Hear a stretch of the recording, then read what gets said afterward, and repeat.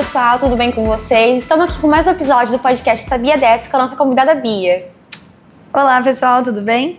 Eu sou a professora Beatriz, sou professora de História, formada pela Universidade Federal do Triângulo Mineiro e atuo aqui no SESI.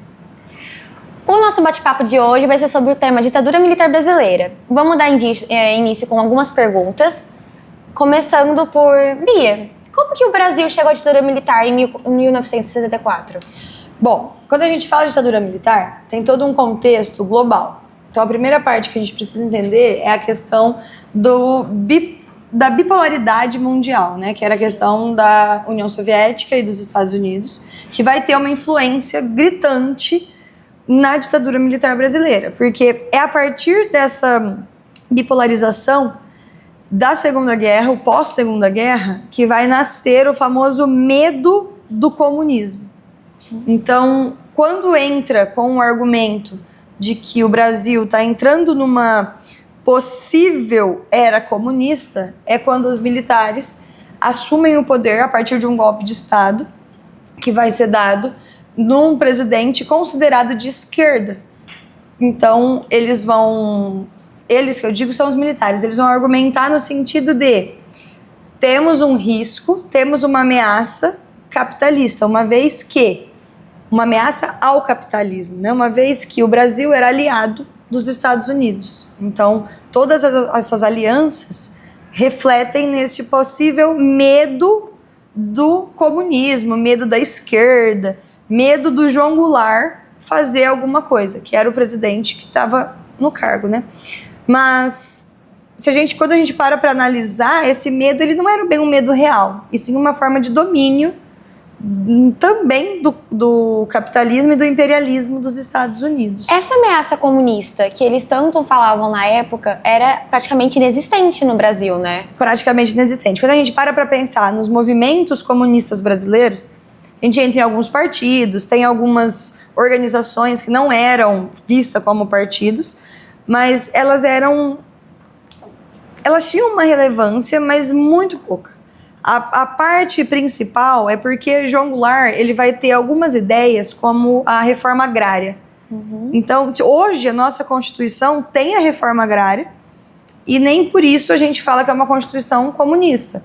Então, era um medo que ele foi mais dado para poder dar o golpe e não sendo uma coisa real mesmo, assim, não uma ameaça real. Sim. E como que a sociedade reagiu nesses primeiros dias? Então, quando a gente começou a estudar a ditadura... quando a gente fala do nome, a ditadura militar brasileira, antes, os historiadores davam só essa parte, militar brasileira. Agora, a gente tem uma nova pesquisa que vai trazer sobre a questão da civil-militar brasileira. Por quê? Porque, de começo, a população não rejeitou a ideia da ditadura militar. Mesmo porque tem algumas curiosidades no sentido de que a população nem sabia o que significava isso. Então, quando a gente para pensar que o golpe foi dado no dia 1º de abril, dia da... Mentira. Já houve até esse ruído. É verdade, não é verdade? Aconteceu, não aconteceu? Deu, não deu? O que é isso? Então, a população meio que não sabia o que estava acontecendo. Quando começou o movimento de repressão, de censura, até hoje, se a gente for conversar com algumas pessoas, elas falam assim, não, a ditadura não existiu no Brasil. Sim. Mas, pera lá, não existiu para quem? Não existiu onde? Porque o tanto de assassinatos que nós temos, de sequestros, de desaparecimentos, de documentos que foram apagados, ela existiu. Sim. Ela existiu. Então, a população brasileira ela vai ter essa divisão. Muito também por não entender o que estava acontecendo. Sem contar a parte da questão da classe social.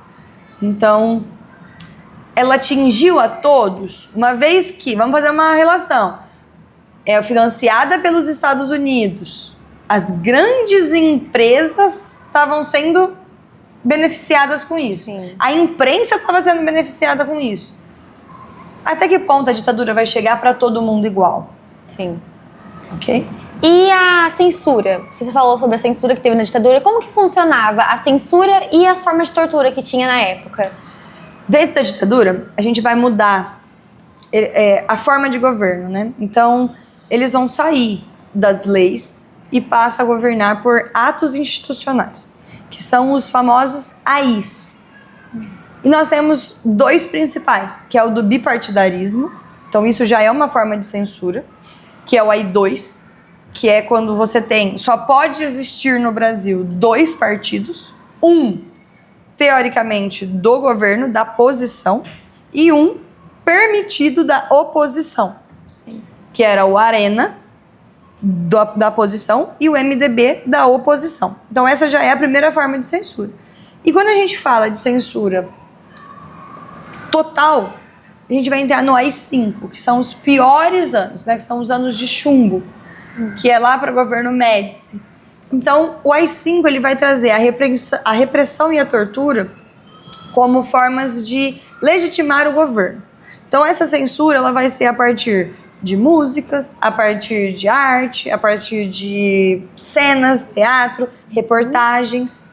Existem muitos jornais que, inclusive, sempre trocavam. Quando a gente pega o jornal da época, eles trocavam a notícia por uma receita de bolo, por exemplo. Uma receita de comida, que era uma notícia que foi censurada. E como que funcionava isso? É o famoso DOPS. O DOPS ele era responsável por averiguar tudo o que podia e o que não podia ser dito na ditadura militar.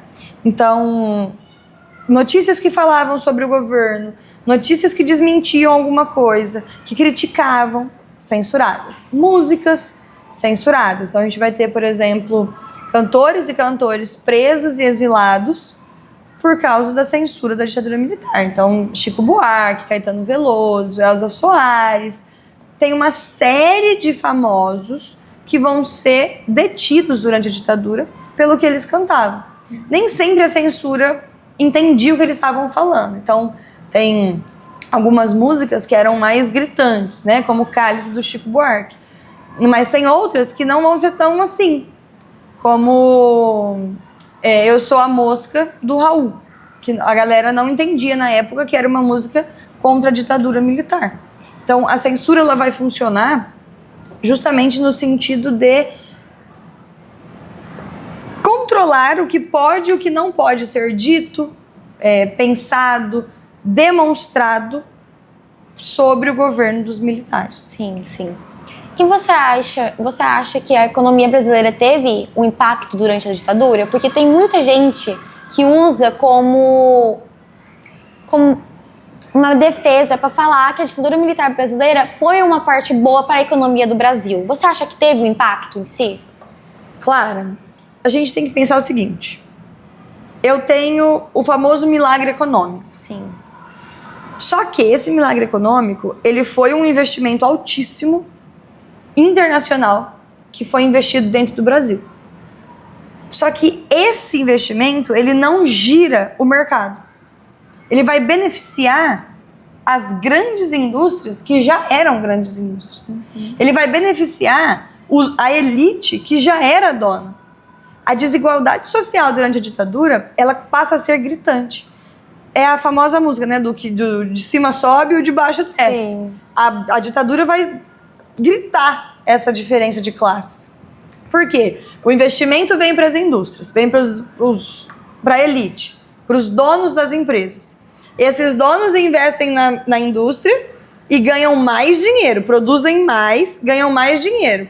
Mas o mercado não está valorizado. Então, o giro econômico é muito baixo. Então, o milagre econômico, ele existe no começo e depois ele começa só uma inflação gigantesca que vai mostrar como o Brasil fica à mercê, literalmente. Sim. E um ponto disso é... mas não existem provas sobre isso. Não existem dados, documentos que provem a corrupção. Gente, vocês vão me desculpar, mas a pessoa que não faz exame de câncer, ela não tem câncer? Ou ela continua tendo e só não sabe? Sim. Ela continua tendo e só não sabe. É a mesma coisa a ditadura. Eu poderia investigar os militares? Não. Na época não. Então, nem agora, né? Se eu não posso investigar, como é que eu vou descobrir se tem? Sem contar que a maioria dos arquivos durante a ditadura foram queimados e jogados fora, destruídos, né? Sim. Até hoje, ninguém sabe acontecer. Tanto que, até fazendo um adendo aí, tá super em alta agora, eu Ainda Estou Aqui, né? Que é a nossa maravilhosa Fernanda no Oscar. Mas o filme só vai acontecer, só pode acontecer por causa da Comissão da Verdade, que foi inventada no governo Dilma, que é para investigar os casos de desaparecimento, de assassinato, de tortura durante a ditadura militar. A Dilma foi uma que foi presa durante a ditadura presa também, e torturada. né? Julgada e torturada. Não é à toa que esses casos onde há milhares de arquivos durante a ditadura foi queimado, que só deram o óbito de Rubens Paiva agora. Depois de anos. Depois de anos. Tudo por causa da Comissão da Verdade. Em relação à educação brasileira, teve algum impacto em si? Sim. A educação, ela vai ser um dos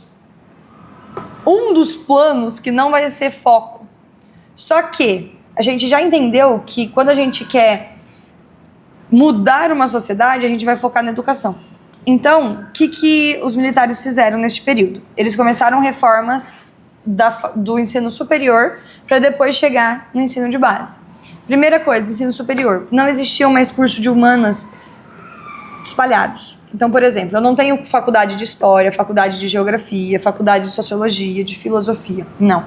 Eu tenho uma faculdade só, que chama Ciências Humanas. Então, a pessoa saía formada em tudo isso. Mas eu estudei 4 anos para dar aula de História. Será que eu conseguiria ter a mesma condição de dar aulas se eu tivesse estudado 4 anos e sair formada nisso tudo? Eu tenho a mesma... Não tenho. Não.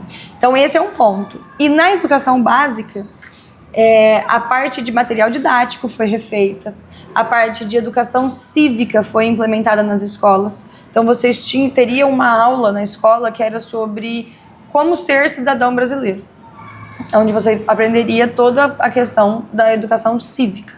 Então, isso foi ensinado também, né? Matérias como sociologia não pertenciam da grade, não tinha.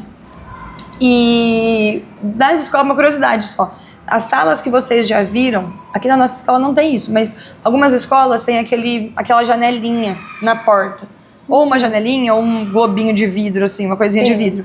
Isso servia para controle, era para... Às vezes tinha militares que entravam nas escolas para olhar. E foi daí que as escolas militares nasceram? Sim. Já existia antes, né, na verdade, as escolas, elas se expandiram. Você já tem escolas militares antes da ditadura militar. Você já tem antes. Tá. E para quase finalizar o nosso podcast, qual que você acha, quais foram os eventos que levaram ao fim da ditadura militar do Brasil? Para chegar ao fim? Isso, para acabar. Principais causas dos movimentos, né? As revoltas populares, a passeata dos 100 mil, então a gente entra com isso. Entra também com a questão dos partidos que começam a se revoltar. Sim. Então, vocês podem pensar, a gente pode pensar, a passeata dos 100 mil vai ser uma passeata no Rio de Janeiro, que vai reunir muita galera, vai marcar essa parte de protestos, elas vão ser muito reprimidas. Então, as duas principais vão ser a passeata dos 100 mil e a Diretas Já, que, infelizmente, são movimentos que não têm um resultado positivo, no sentido de elas aconteceram e não tiveram respostas imediatas. Então, por exemplo, a Diretas Já vai ser um movimento que vai pedir o fim da ditadura e eleições diretas. Porém, logo de início, ela não dá certo, porque eu não tenho eleições diretas. Mas é daí que sai, é dessa pressão popular que sai o primeiro presidente civil pós-ditadura militar. Então, vai ser sim eleito. Não vai ser diretamente, porque não tem eleição, mas eu não tenho mais eleito, a partir da Câmara, um presidente militar, e sim um presidente civil, né, que vai sair dessa linha de patentes. Então, o movimento da música popular brasileira, da MPB, as músicas de protesto vão ser muito importantes. O movimento na rua, da população se revoltando. E a influência externa também. Então, o Brasil, ele vai ser referência sobre a ditadura militar. Tanto que pro lado bom e pro lado ruim. Porque é a partir dos padrões brasileiros que ditaduras do Chile, do Paraguai, do Uruguai vão se inspirar, da Argentina, vão se inspirar. Mas também eu tenho muitas influência de quem era contra isso. Então, aí vem Organizações Unidas, toda uma parte fazendo uma análise sobre o que está acontecendo aqui dentro do Brasil. Sim. E para encerrar o nosso podcast, vamos falar sobre a lei da anistia do Brasil. Como que isso impactou depois da ditadura? A lei da anistia é o famoso perdão, né? Vamos perdoar torturadores, vamos perdoar os golpistas, vamos perdoar todo mundo que cometeu esse crime. A lei da anistia ela vai ser criada para não ter este perdão. Só que, quando cria-se essa lei, a maior parte da ditadura militar vai ser perdoada. Eles não vão responder pelos crimes que eles cometeram, porque é como se fosse um voto do Estado. O Estado perdoa essa galera para que não haja mais revoltas e tal. Então, a lei da anistia vai ser isso, vai ser esse perdão a quem participou da ditadura militar.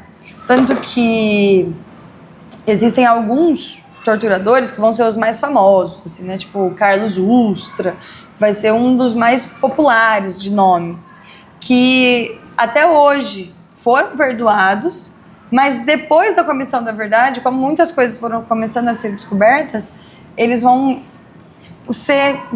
voltar um pouquinho e alguns vão ser condenados. Então vai ter uma galera que vai ser condenada da ditadura, mas o mínimo do mínimo. Sim. E ela vale até hoje, né? A lei da anistia até que voltaram. Tinha muita gente que não sabia o que era a lei da anistia. É o famoso perdão contra crime contra o Estado. Então, você comete algum crime contra o Estado, a lei da anistia é esse perdão. Você perdoa os... Isso é uma coisa tão injusta que até no final do filme da Fernanda Torres, aparece. Nenhum deles foi julgado. Exatamente. Ou alguma coisa condenada pelos seus erros. Exatamente. Todos perdoados. Sim. Então é isso, gente. É o fim do nosso podcast. Chegamos à conclusão que sem anistia e nunca mais a ditadura militar deve voltar no Brasil. Obrigada, pessoal!